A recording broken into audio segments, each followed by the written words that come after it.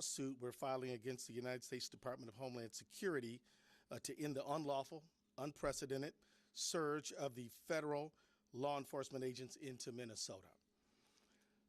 Because this has to stop. It just has to stop. We allege that the obvious targeting of Minnesota for our diversity, for our democracy, and our differences of opinion with the federal government is a violation of the Constitution and of federal law. We allege that the surge's reckless impact on our schools, on our local law enforcement, is a violation of the 10th Amendment and the sovereign laws and powers of the Constitution grants to states. We allege that DHS's use of excessive and lethal force, their warrantless, racist arrests, their targeting of our courts, our churches, houses of worship, and schools are a violation of the Administrative Procedures Act on arbitrary and capricious federal actions. And we ask that the courts will end the surge of thousands of DHS agents into Minnesota. We ask the courts to end the DHS unlawful behavior in our state, the intimidation, the threats, the violence. We ask the courts to end the tactics on our places of worship, our schools, our courts, our marketplaces, our hospitals, and even funeral homes. The deployment of thousands of armed, mass DHS agents to Minnesota has done our state serious harm. This is, in essence, a federal invasion of the Twin Cities and Minnesota, and it must stop. DHS agents have sown chaos and terror across the metropolitan area and in cities across the state of Minnesota. Schools have gone onto lockdown. Entire districts have had to cancel school for tens of thousands of students to ensure safety and offer online education because of the students' and the parents' fear of coming into the school. Local businesses are struggling. Revenues are down. And some retail stores, daycares, and restaurants have actually closed because people are afraid to go out and to do their shopping, whether they're immigrants or whether they are citizens of many generations. This surge has made us less safe. Thousands of poorly trained, aggressive, and armed agents of the state, of the federal government, have rolled into our communities, overwhelmed our local police departments, and law enforcement agencies should be focused on our public safety, but instead, many are dealing with the aftermath of DHS agents' chaos and violence. I want to thank our law enforcement officers for doing a tremendous job under very difficult circumstances. Not the people, but the federal government. Minneapolis police have had to respond to more than 20 ICE-related incidents, like witnesses seeking people being pulled into unmarked vehicles by men en masse, or ICE abandoning vehicles on the street with people detained inside. This is an unlawful commandeering of police resources. In just 2 days, responding to the chaos ICE has cost the city $2 billion in law enforcement and overtime expenses. 2 days. And I wish I could stop there, but I can't, because these poorly trained, aggressive, and armed agents of the federal state have terrorized Minnesota with widespread unlawful conduct. They're making unconstitutional arrests and using excessive force. DHS agents have barged into restaurants asking to access secure areas, and when asked to present a warrant, which is required by law, they respond, "We don't need one." DHS agents have arrested peaceful bystanders. They have fired chemical irritants at people obeying lawful orders while exercising their First Amendment rights.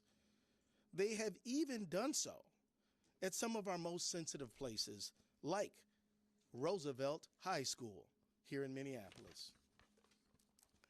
They have detained law-abiding citizens, leaving them handcuffed for hours just because of the color of their skin, or what they're wearing, or they speak English with an accent.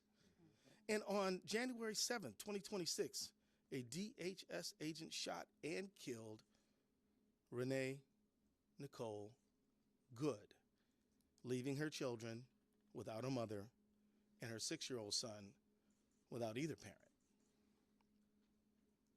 This has to stop. So let's be clear.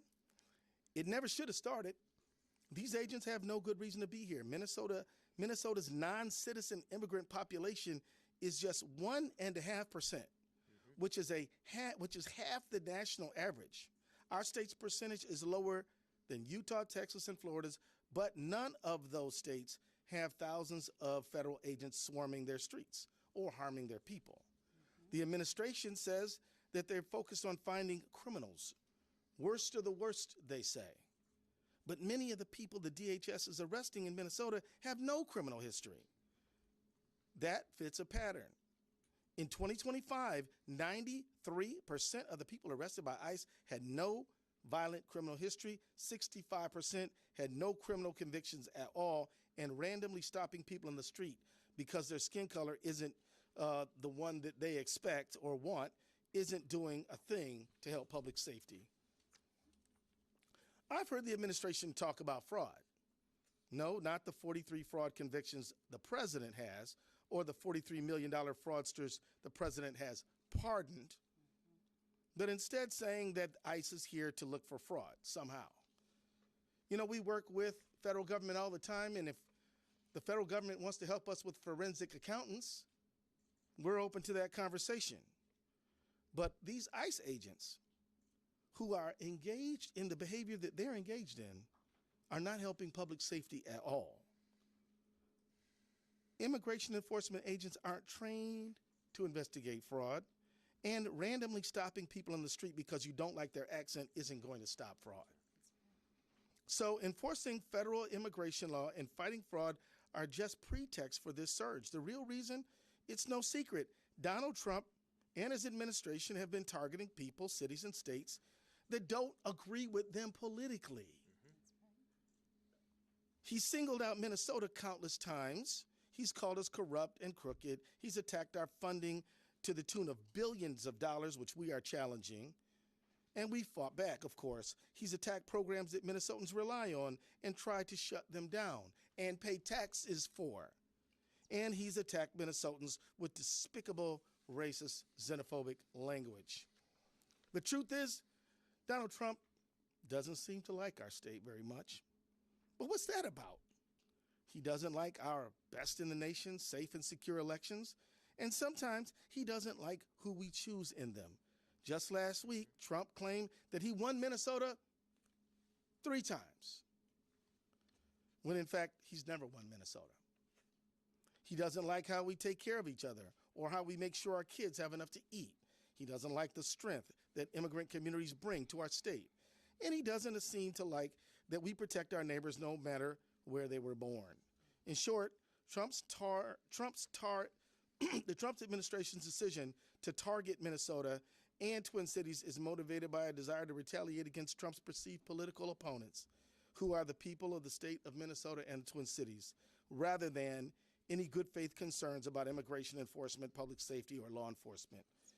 In conclusion, I didn't have the pleasure and the benefit of knowing Renee Nicole Good, but her friends and family knew her as someone who was kind, someone who loved her family deeply, and someone willing to stand up for her neighbors. That sounds like the Minnesota that I know. The administration wants to paint false political narratives about us, but we know who we are and we know our rights. The Constitution gives Minnesota the sovereign authority to protect health and well-being of every single person who lives on our borders. The Constitution gives us the right to vote for who we want, pray however we want, and be whoever we want, without fear of being racially profiled, assaulted, or killed in our own communities. We're going to defend those rights because as much as they like to believe it, DHS is not above the law, and the people of Minnesota are certainly not beneath it. Let me now bring forward my mayor, the mayor where I go home at night and is doing a wonderful job protecting our city, Mayor Jacob Frey.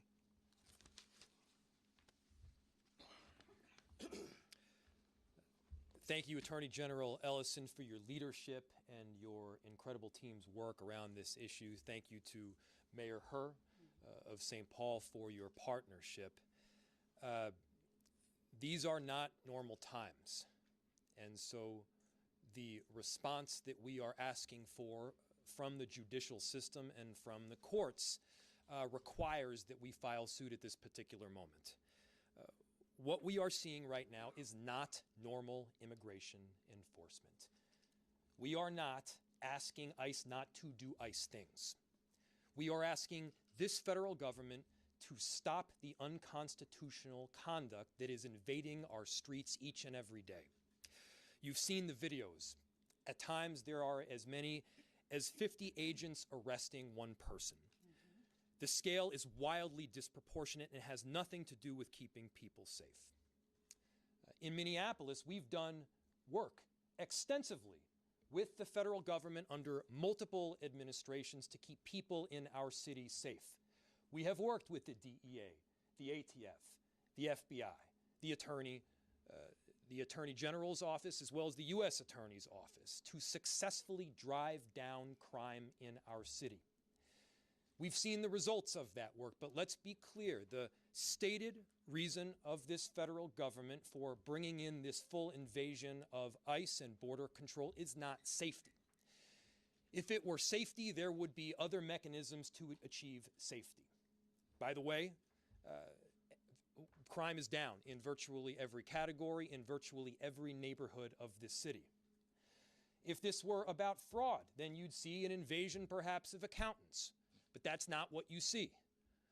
What you see is people being indiscriminately taken off our streets. Discrimination only takes place to the extent that a determination has made that somebody is Somali or is Latino, or at least they look that way, and then there is virtually no discrimination thereafter. Here's the thing. You can't indiscriminately take people off our streets, American citizens off our streets. You cannot drag pregnant women through the snow.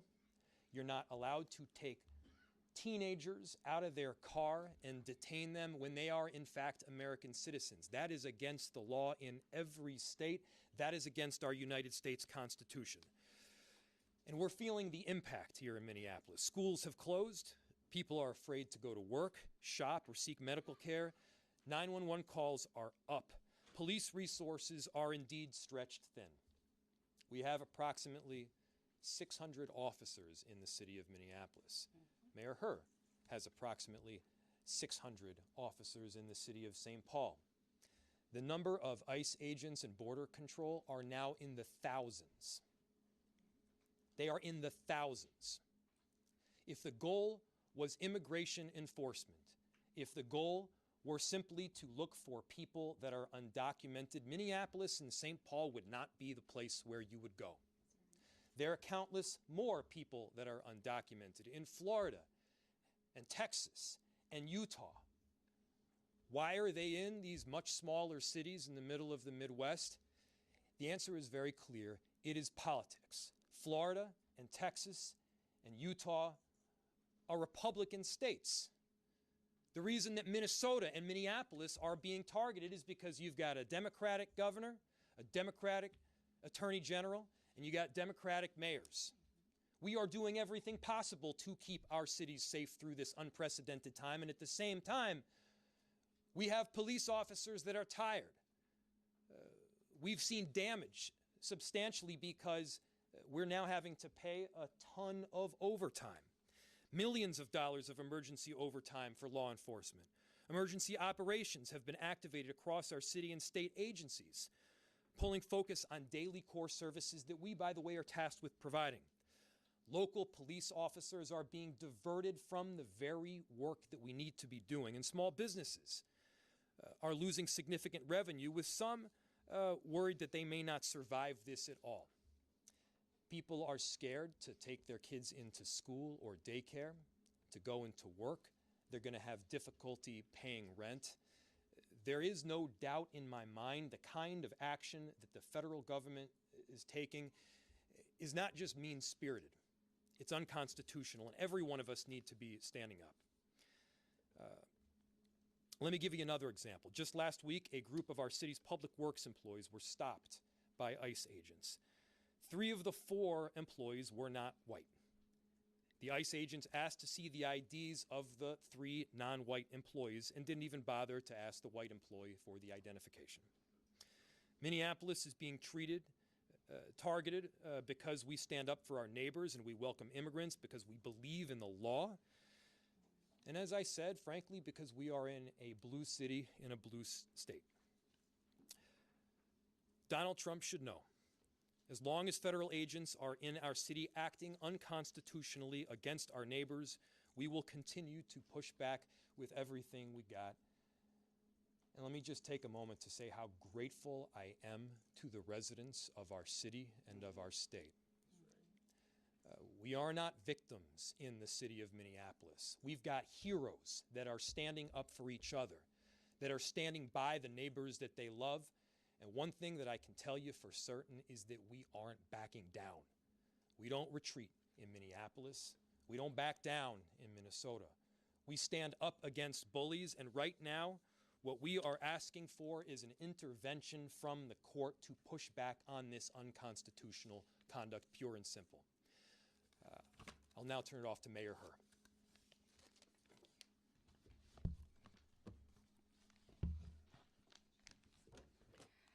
Good afternoon, everyone. Today, I'm proud to stand with Mayor Frey and Attorney General Ellison to fight for our residents. This federal occupation of our cities needs to end immediately.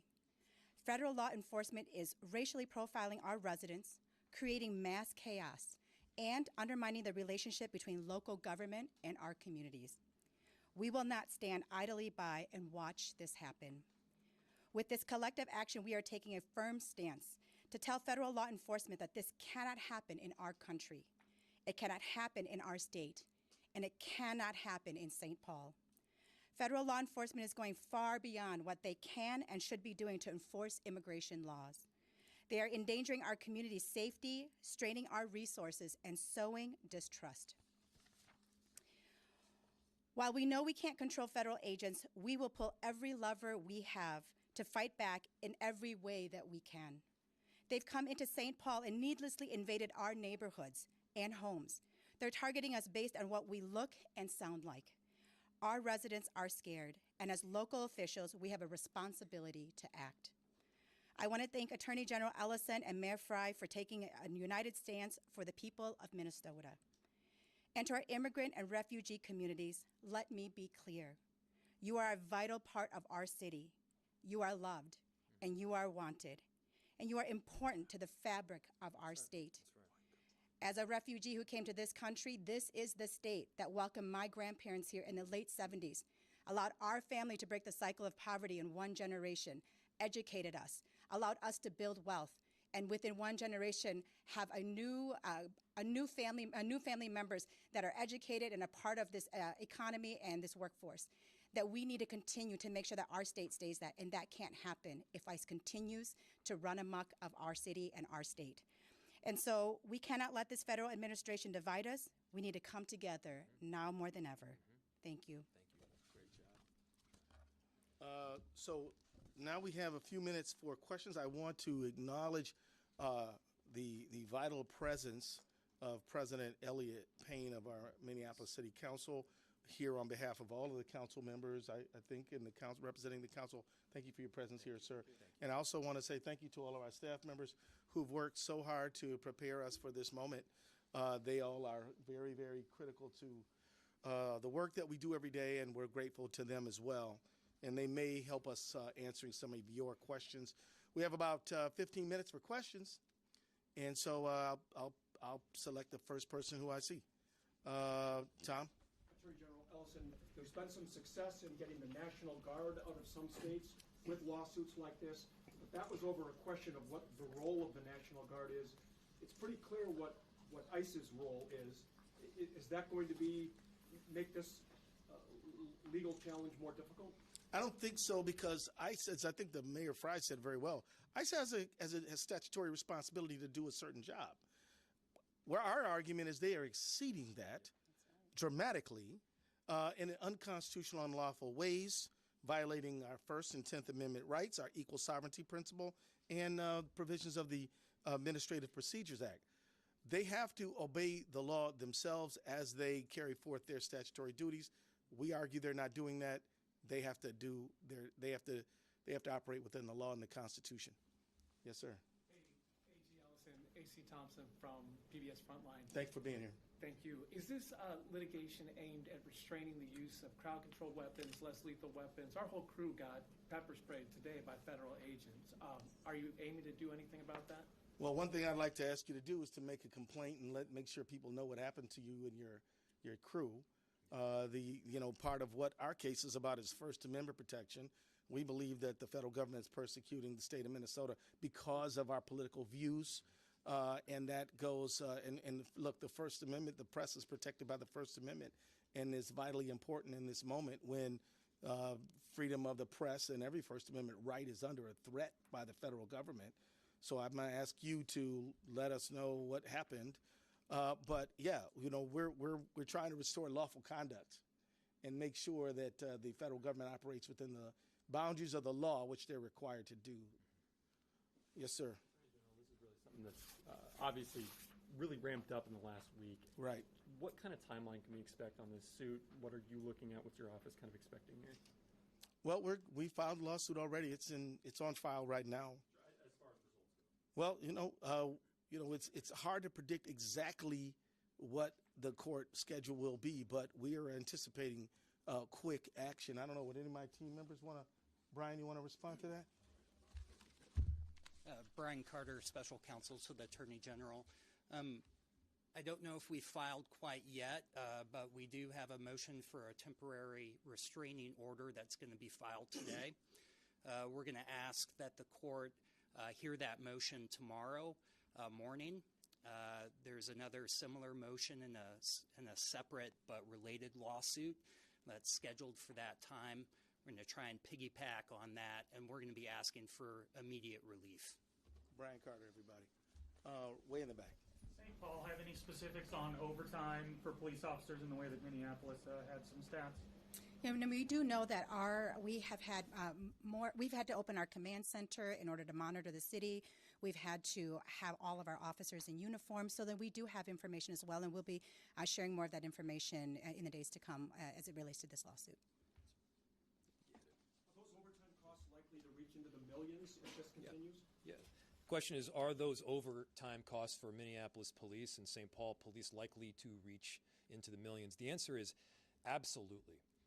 We have normal core functions that we are tasked with doing on a daily basis. We are required to respond to 911 calls. We are trying to prevent murders from happening and carjackings from taking place. And by the way, the work of our police has been driving down those numbers substantially.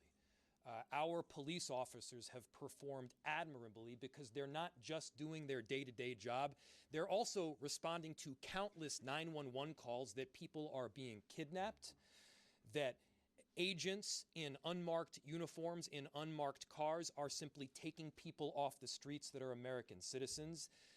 They're required to do the work to keep the peace. Our police officers are doing the work to keep the peace and to keep people safe. With 600 officers, we can't do all of those things all of the time. Not to mention, our officers are human beings, and therefore there is a point where they get tired. And when we've canceled all days off, when our chief is working tirelessly, and he deserves a ton of credit here too, where we've got officers that are working incredibly long hours and long shifts, the truth is that when you get to a certain point, you start making mistakes. Not because you're a bad cop, but because you're a human being. And so we need relief. We're asking the court for it. But the damage that we are suffering right now in Minneapolis is not limited to overtime costs. It's schools shutting down. It's businesses closing. It's people being afraid to go out and get groceries and therefore are going hungry. It's their inability to get money so that they're unable to pay rent. There is a snowball effect that is happening right here, and it's not just because we're in Minnesota and there's a lot of snow. The snowball effect is because what ICE is doing is intentional. This is intentionally putting us in a very difficult position that is not pro-business and is not pro-safety. The only thing that I can see it being is pro-politics.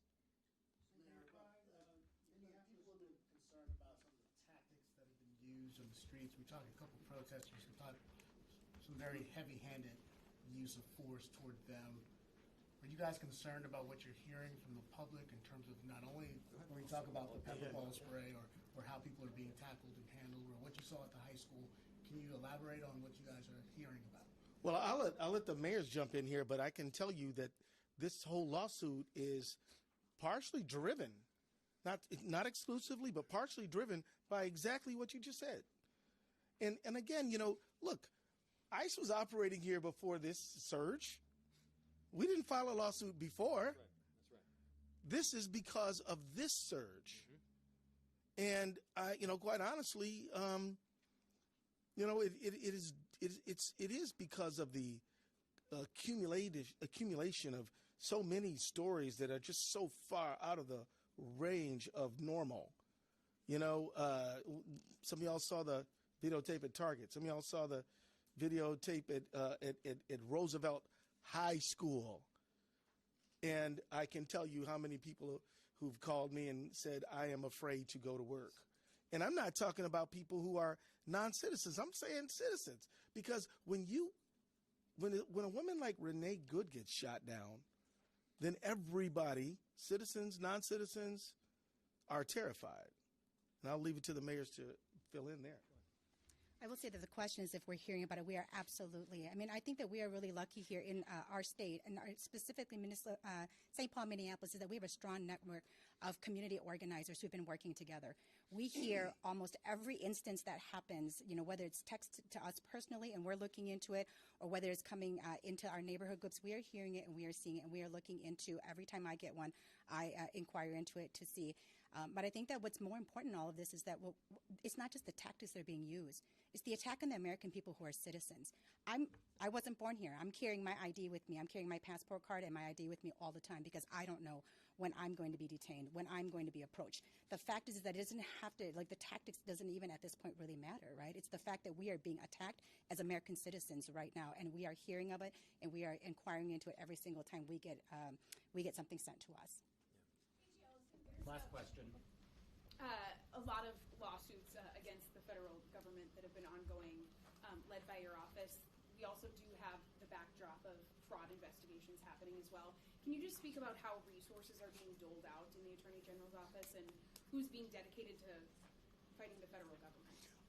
Our Medicaid fraud unit is hard at work. We've prosecuted and convicted over 300 people since I've been Attorney General for Medicaid fraud, and other people in our office who do agency representation. They're working hard, but the people who work on what I call federal accountability, they're busy too, because the federal government has tried to deprive our state of money that we're entitled to by statute, that has been appropriated to our state, and if we don't fight for it, we won't get it, and that will deprive the people of the state of Minnesota of resources and money that they deserve. And I'm talking about things like SNAP benefits, housing benefits, child care benefits, all kinds of benefits, National Institute of Health benefits, FEMA benefits that they've tried to unconstitutionally deprive us from.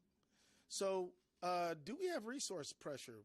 Yeah, my folks are working really hard, harder than they should have to. But we can walk and chew gum, and we're fighting fraud every single day. And let me just say this about fraud. Anybody who steals from a program designed to help poor people is no friend of mine. Right. And I'm all good to hold them accountable. And, the federal government, they're doing all this stuff that we don't need them to do. I wish they'd do some more things we do need them to do. Now, I'm not talking about local federal officials. They're doing their job. We worked with the U.S. Attorney's Office and the FBI to fight fraud, and I'm very glad with their partnership. What I'm referring to is the substance of this lawsuit right now. This is not what we need. We don't need this, but we need all the help we can get to help make sure that every dollar that the generous people of Minnesota devote to helping others gets to those others. Confident that DHS and the federal government would abide by the judge's orders, and what would be the next course Yes, of I action am. if they do not? No, I believe that they will abide by the orders, because I believe that anybody who stands below an American flag, lifts up their hand and swears an oath to support and defend the Constitution of the United States will abide by the lawful orders of a court. And if they don't, I want everybody in this room to know that they are the ones who are expressing contempt for the rule of law. Now, having said that, you asked the what if question. Well, there are ample ways to make a miscreant violator of a court order obey that court order. One of them is a contempt of court, but let's not jump there. Let's expect good conduct and obedience to law, and that's what we expect. That's what we expect we're going to get. And I think there's a possibility that Mayor Frey wanted to talk a little bit more about what your citizens are going through, or maybe you covered that already. I can add on. Yeah, but I just think yeah. Well, you want to go for it? Just in general. Yeah, just like what people are dealing with, man. Yeah. I mean, we don't use the word invasion lightly. What we are seeing is thousands, plural, thousands of federal agents coming into our city. And yeah, they're having a tremendous impact on day-to-day life. And it's a negative one. And whether that's kids that are trying to get to school or businesses that are trying to open, that's police officers that are responding to 911 calls. It's just about being able to conduct daily life right here in our city. And look, this is not about fraud. When you have a fraudster, you investigate, you charge, you prosecute, you hold the person accountable, and then they get put in jail as an individual. They get put in jail as an individual. You do not hold an entire community or an entire city accountable for the actions of the fraudsters. That's not a novel concept. That's just the way this works in American society, and we should be abiding by that. Good. Thank you, Mr. Mayor. And let me say thank you, Mayor Herr. Let me say thank you to the men and women of the independent press of America. Yep. The reality is that the work you do is critically important to get the word out to the people, and we are grateful for it. And with that, we're going to conclude, but I'm sure any of us will be willing to talk to y'all offline. Bye-bye.